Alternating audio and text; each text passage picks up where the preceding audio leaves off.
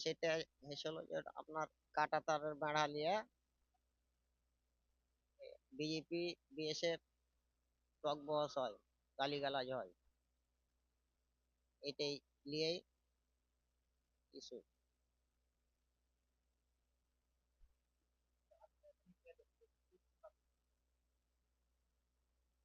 তো লাগলো আমরাও প্রস্তুত ছিলাম, আমাদের কাছেও বিজেপি ছিল।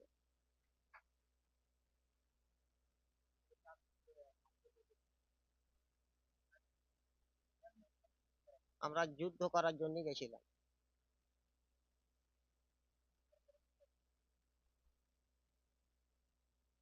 সেদিন দিনমানি আমরা ভোর থেকে বর্ডারে,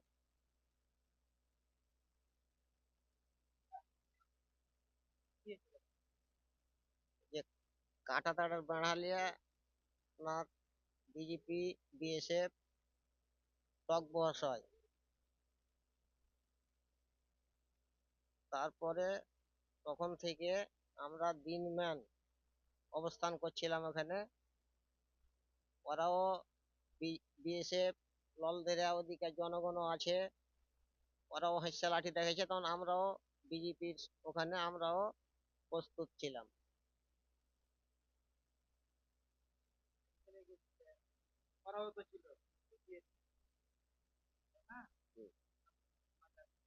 না, ভয় লাগেনি আমার। হ্যাঁ, দেশ যুদ্ধ লাগলে দেশে সব সময় আমরা প্রস্তুত ছিলাম, আছুনো।